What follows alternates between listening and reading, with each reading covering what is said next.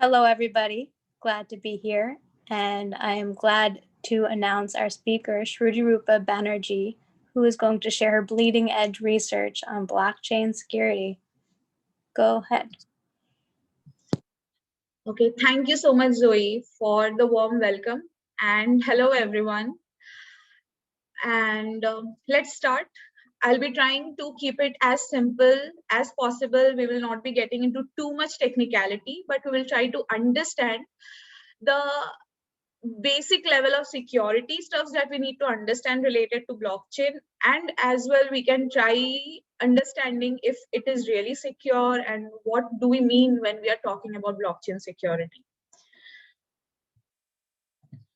Yeah. So first of all, who am I? I work as a security analyst at Qualys. I am the Infosecgirls chapter lead for Pune, India. Also, I'm one of the mentor at Cyberfrat and the lead in Breaking Barriers Lean in Circle. Also, one of the lead for Women Who Code Pune Chapter. I have been a speaker or a trainer at various conferences like Bsides Singapore, Rootconf, etc. And yes, you can find my blogs at https://shrutirupa.me, where I try to discuss about the common security-based jargons in a very simpler ways. So let's get started. So before understanding the blockchain security, we need to know some of the basics of blockchain so that we can be clear with what we are talking about. So that won't be too much technical, but here we will try to understand it in a very simpler way. So blockchain equal to chain of blocks, quite common. Commonly we can understand, we can relate, but now the problem is how are these blocks connected via chains? Basically chain of blocks, it means that each and every block is connected to each other via chain. Why are we calling chain? What kind of chain is it? It is a chain of hashes. So we'll talk about hashes as well. So for now, hash is some kind of information. It's not information. It's a kind of one-way function. We'll discuss later. In the next slide or two. So here you can see that these are blocks. What do these blocks contain? They may contain any kind of information, but right now we are going with the information related to the transactions, and also we'll be talking with respect to the Bitcoin blockchain, because this was the very first cryptocurrency that came into picture. And this will make it easier because each and every blockchain platforms have the same basics, but somewhere few things are just different. So once you understand the core basic, it won't be difficult for you to understand the other blockchain platforms. So here is the first block, here is the second block, here is the third block. It may keep going on further to the nth block that you might be using right now. So these blocks are connected to each other. How? By the hash of the previous block header. So the information in the header of the block is hashed and kept and stored in the second block. Similarly, the information of some of the details from the header of this block is hashed and is stored in the next block. So this keeps on going to the current block in the maybe for Bitcoin or any other cryptocurrencies. That is how all of them are linked to each other. So if you try to get information about the first block, or if you try to break the first block, you will keep going back to the very first block ever got created. By the way, the very first block created is called the Genesis block. So this is how it is called. This is why it is called a blockchain. And that is what you mean by the chain of blocks. Now the hashes. Hashes are just a one-way function. You put something as an input, you use a hashing algorithm, and you get an output of the hash output or anything, sorry. So what is the significance of this? It is very easy to create the hash of the input that have been provided into an output, but you cannot find the input of the output from this algorithm or from any other algorithm. This is supposed to be a one-way function. So you cannot reverse, like x plus 2, suppose function of x is equal to y, then you can find, if you are given the value of x, you can find y, but if you have been given the value of y, you cannot find x. This is the reason why it is very difficult to break. Of course, you need to use a very strong hashing algorithm for the same, which has never been broken before or compromised before. So this is the hash that we are talking about. Some of the details that they use from the first block header, they convert it into hash and put it in the header of the second block. So this is how it is linked, and this is what a hash means. Some of the hashing algorithms would be SHA-2, MD5. These are some weak algorithms. The current algorithm that is being used for Bitcoin is SHA-256. Anyway, so looking into one of the block, we can see that this is how it looks like. It has a previous hash, it has a nonce. Nonce is something that is required for the verification and validation purpose. And what is it called? We will be talking about it in the next slide. So the hashes, this is how the hashes are formed. This is called a Merkle tree. They follow the Merkle root tree algorithm over here for having the information. So there are two different things that we are talking about right now. One is the hash over here, whose hash is being created from some of the information, some of the details from the previous block, and is stored in the next block. And there is Merkle root tree, which is actually creating hashes of all the hashes. How is it doing it? You have 4 transactions, T0, T1, T2, T3. Hash of the transaction 0 is created. Hash of the transaction 1 is created. Hash of the transaction 2 is created. Hash of the transaction 3 is created. Now these two are combined to create another hash, and the rest of the 2 is created to create another hash. Now these two are combined together to create the root hash. So you can see that if you want to break anything in between, it will be very difficult because each of them is linked to each other through hashes. And as we said, hash is a one-way function. It is very easy to find the output, the hash output from the input provided, but you cannot reverse it and find the input from the output. So this is how it looks like. Next thing is mining. So we talked about nonce over here. Mining is just a process where you are verifying and validating the transaction. Now it is quite a question to be asked, like since the cryptocurrencies are all virtual, Bitcoins and Ethers, how are you actually validating if the transaction is done properly? How do you do that? So it is done with the help of mining. So there are miners who are verifying and validating the transactions. And they do it with the help of some transaction details, some of the block details, like the nonce that we need, that we talked about. It is just a numeric number. It's just a number.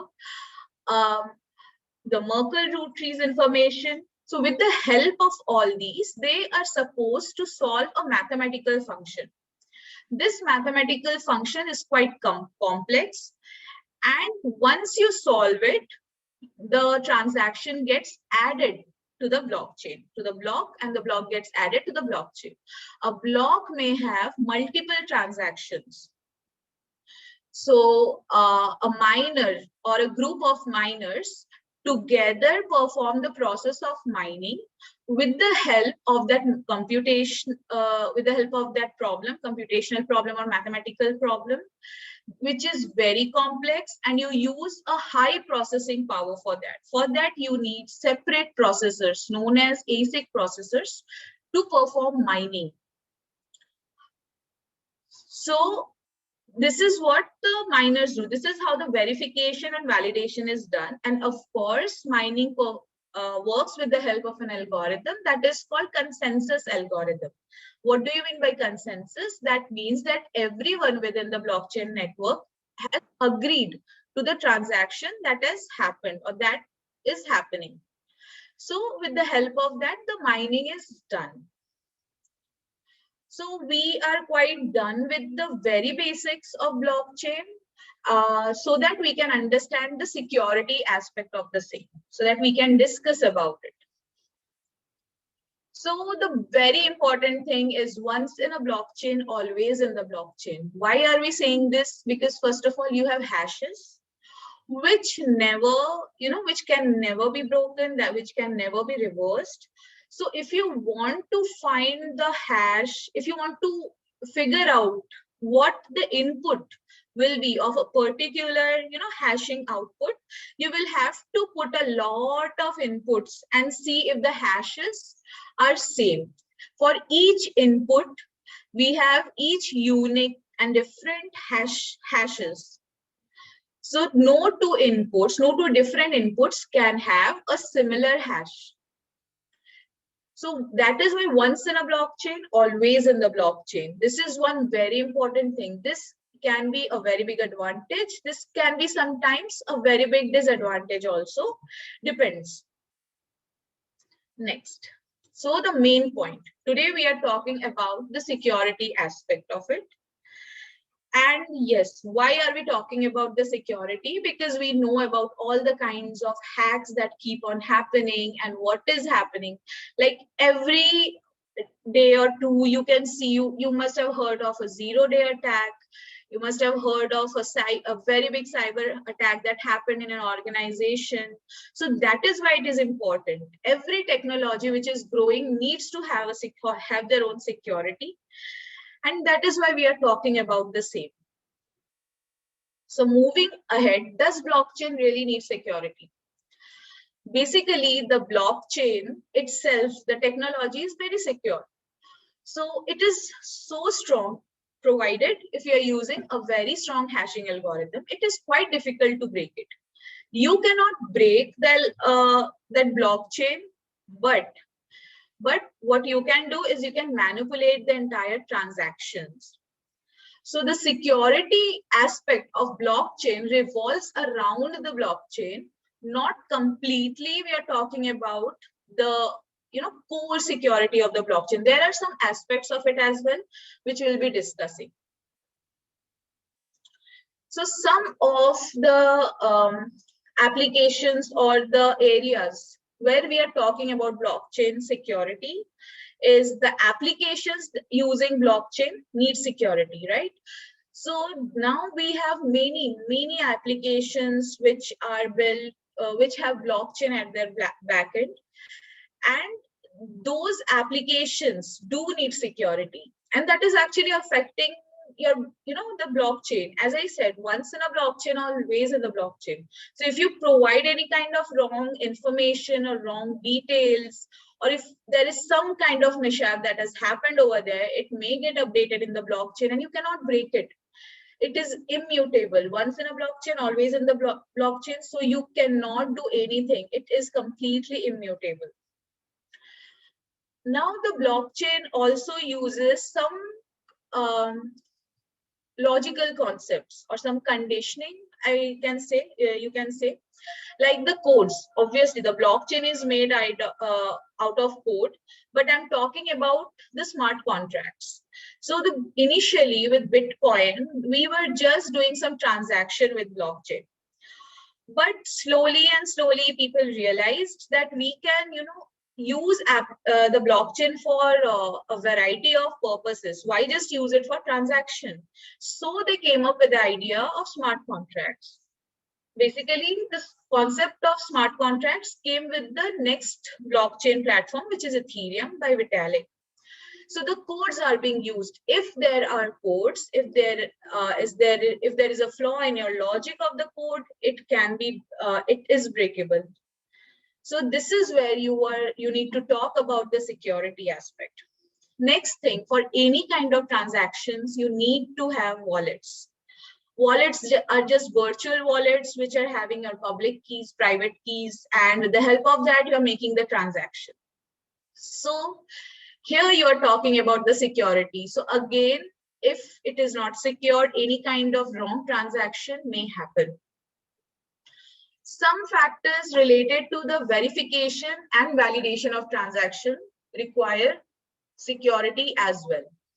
So we did talk about mining, right? So mining means verifying and validating the transaction. And that also requires some sort of care. Why? Because there's a human factor involved, which are the miners. You cannot completely break the blockchain, but you can manipulate the transaction in a blockchain. So this is where the concept of security is coming into picture. And there could be more. There are various other aspects as well. So we are talking about these four currently. So the attacks. So peer-to-peer network-based attacks, consensus and ledger-based attacks. We talked about the consensus algorithm, right? Ledger means it's a kind of library of transactions that are present in a block within the blockchain. That is why it is written ledger-based attacks. So if you can understand consensus and ledger-based attacks, so somewhere we are manipulating the transactions over there. Of course, in any kind of attack, we are manipulating the transactions, but some of the attacks are at the code level, which ends up in the manipulation of transaction. So what you can do with cryptocurrency? What kind of attacks are we talking about? Why are we talking about the attacks in blockchain? Because blockchains are mostly related to cryptocurrencies and other applications where you are one way or other performing some kind of transactions. And if there is a transaction, there would be hackers who are trying to steal your Bitcoins or in any cryptocurrency that you are using. So there are smart contract based attacks and there are wallet based attacks. So let's get into detail one by one.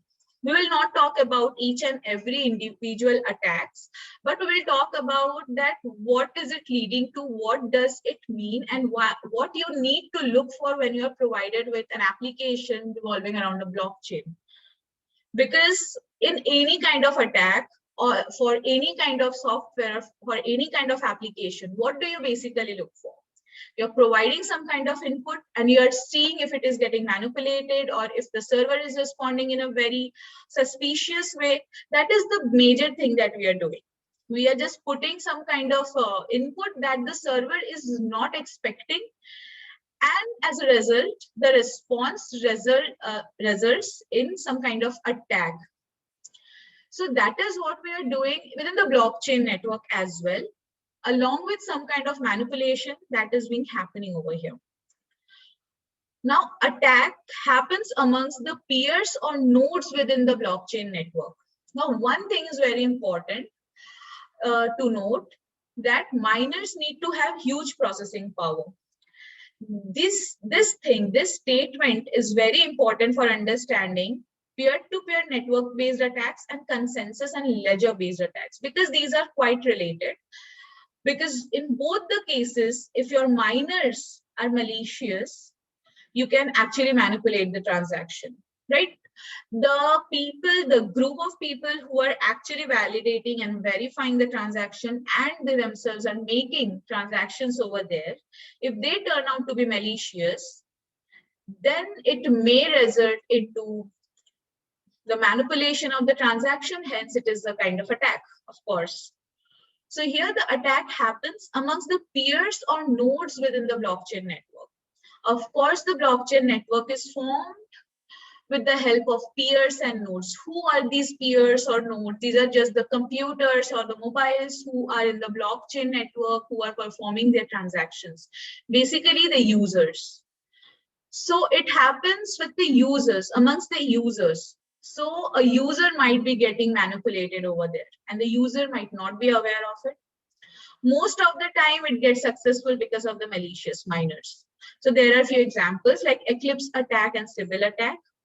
Here what happens that if the miners are strong enough, if they have a huge processing power, they can actually create another kind of fake network around the users who are being there and make sure that the transactions that are happening in front of them is being real. What I mean to say is you may if you are one of the innocent node within the blockchain, me as a malicious miner can create another network over there so that you can see that the transaction that is happening in front of you is kind of the different one, or the transaction that is happening in front of you is a normal one.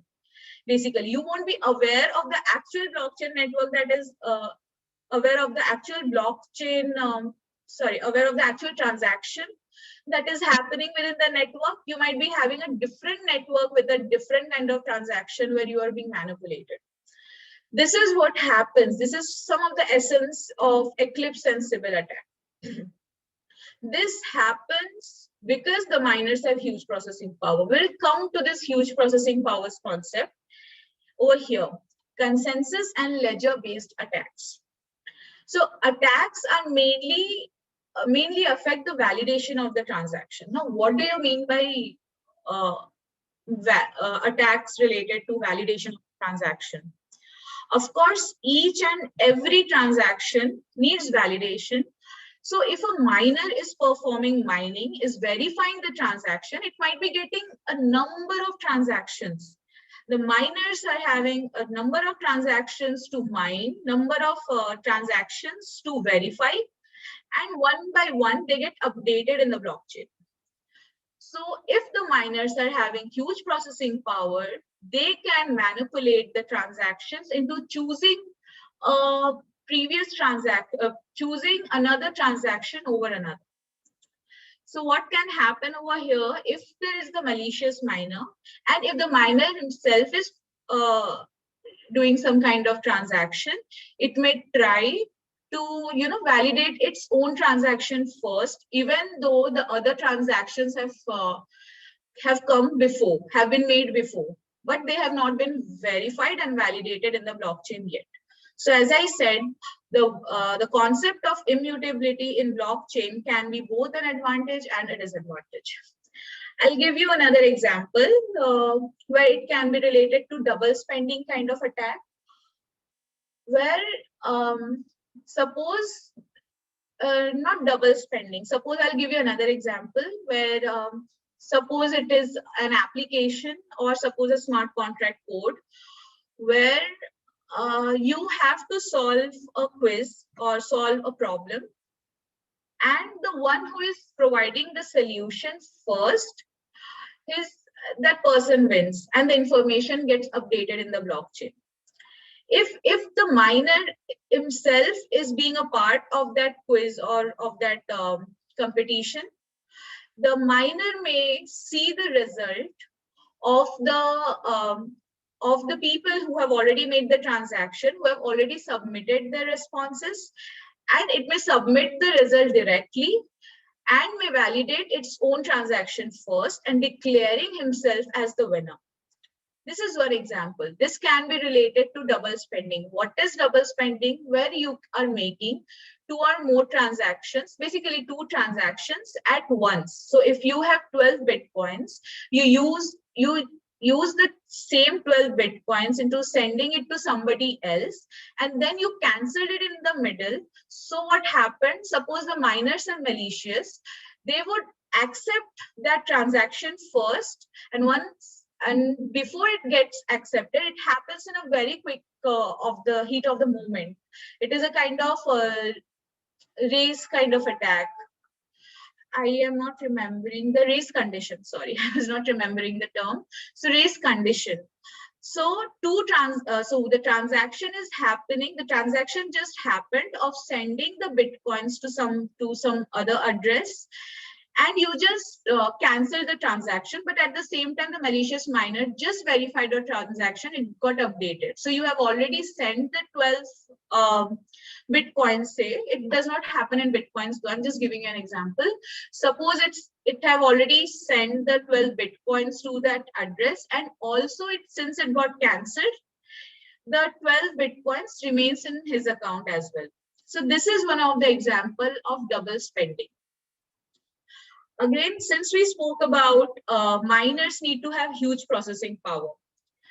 If the miners if the number of miners group together and they are all malicious and they have the processing power more than 50%, basically around 51% of the power they are having in the blockchain network, they can manipulate the transaction. Basically, for any kind of malicious activity happening, they need to have these kind of these strong processing power to manipulate the transactions. This is where it is called 51% attacks. And these attacks have not happened in Bitcoin, but with other cryptocurrencies like maybe Ethereum or Litecoin. I'm not sure of the other coins, but this has happened with the other cryptocurrencies or other platforms. So basically, these two are correlated to the miners being malicious. So this is where we are actually talking about the blockchain network. So this is some examples are mining malware. This is one important thing that I would like to talk about because we have to be aware. We all are knowing about the phishing attacks that happen, right? We have to be aware that we do not click on any suspicious links. So it may steal your credentials. So sometimes those suspicious links are also linked to a malware, which may be taking some power from your system and using it for mining. So you may not understand why your system has suddenly become slow, but it might be a mining malware. So this is also one thing that you have to take care of. The next thing is smart contract based attacks. In smart contract based attacks, you have multiple vulnerabilities because when this concept came into picture and when we had Ethereum and the very first smart contracts were getting created and the transactions were being made at that time, a number of attacks happened. One of the very famous attack is Reentrancy Attack. We won't be discussing about it, but these are some of the attacks that happen because we have the concept of code over here.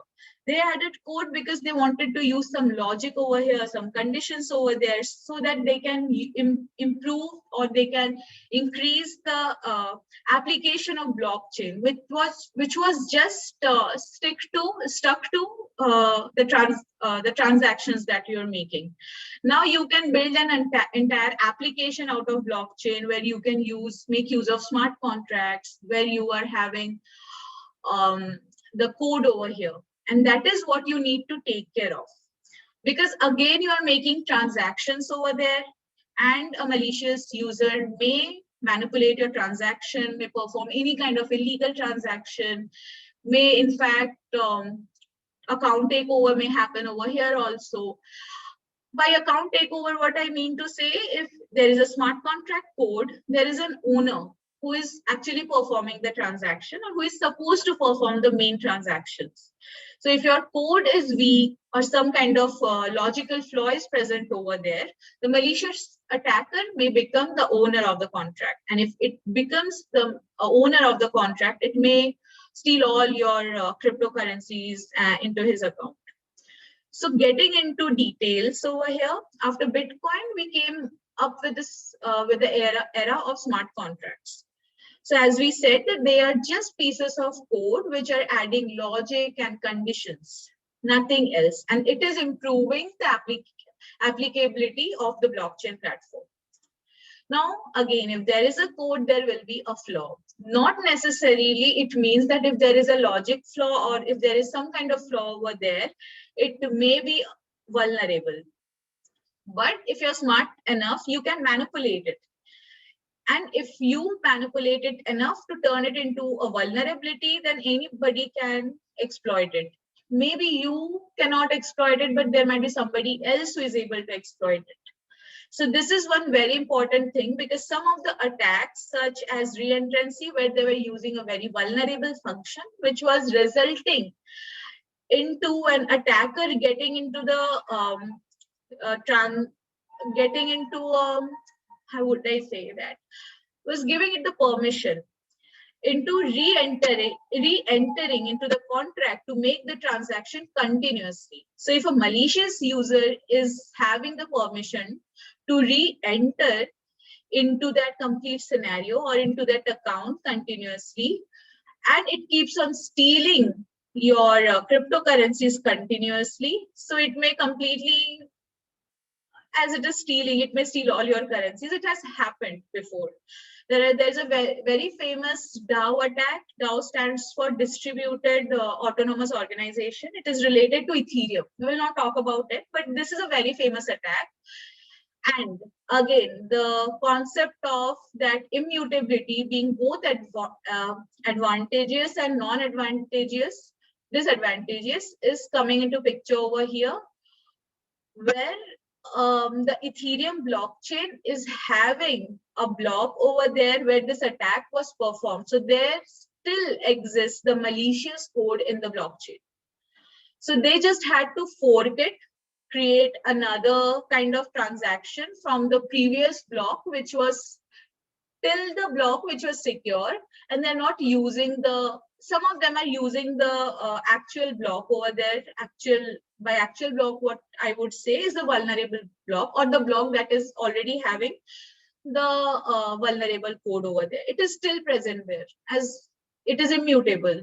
So if you're writing a smart contract code, it is supposed to get updated, if it gets updated in the blockchain, and if it is malicious, a user can keep on reattacking it continuously whenever it's possible, because it is over there. The only solution over here is you can just create a fork out of the previous block, which was the secured one, and then continue your transactions over there. And it did happen with Ethereum. It is quite a famous attack. The next thing is integer overflow, underflow. Over here also, it is not a vulnerability in general, but it is a kind of flaw, which if manipulated quite well can turn into a very serious vulnerability where you're making transactions. You will be able to steal all the money, or you can manipulate the transaction. This is possible. And race condition is one example that we spoke about in our previous attack. Similar kind of thing happens in smart contracts based attack as well. So this is completely a different, I would say, a topic.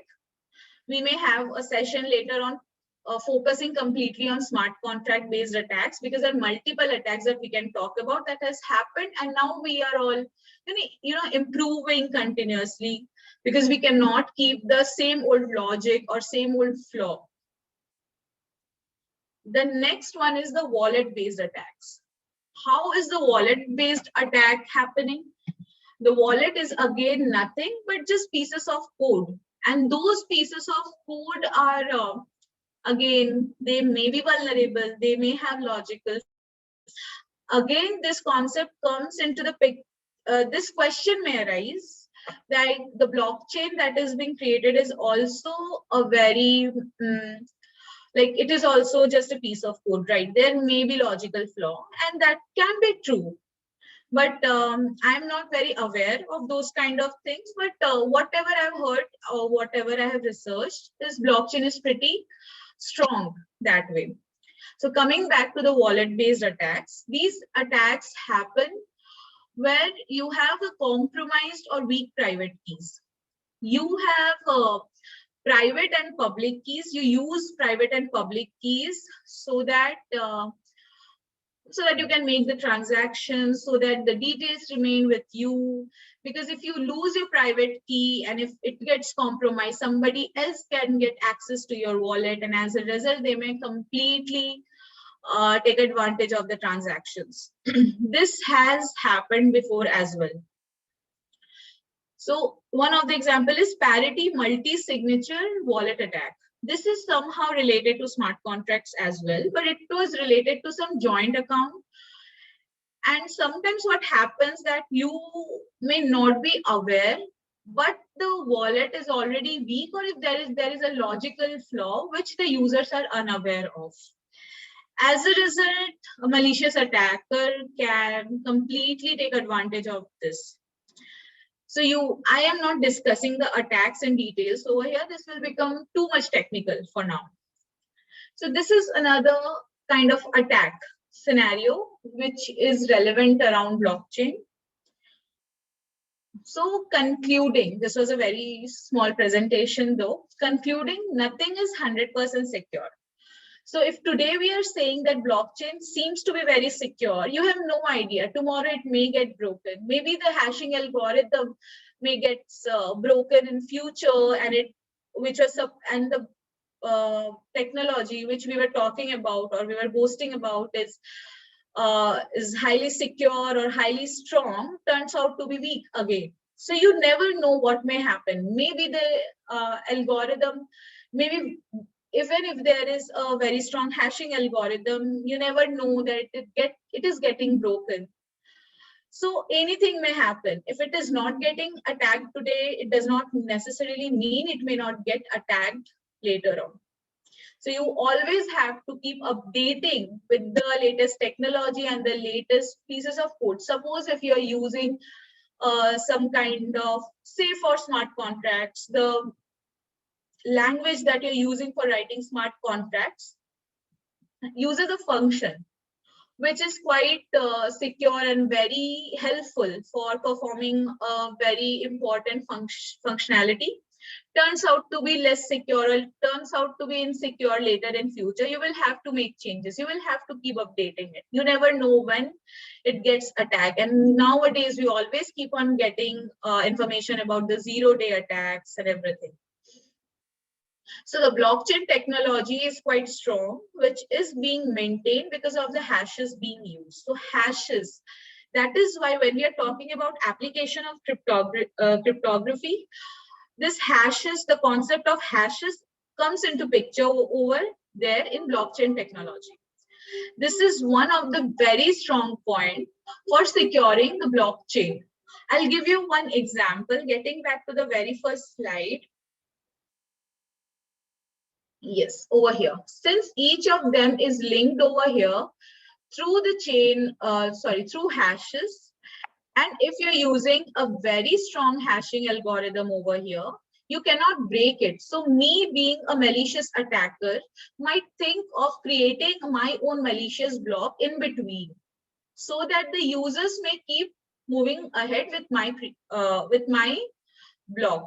So it will be completely malicious then if that happens. But if I want to create a block in between block 2 and block 3, I will have to get back to the very first block ever created. Here we are seeing just 3 blocks, but in reality we have a number of blocks over there.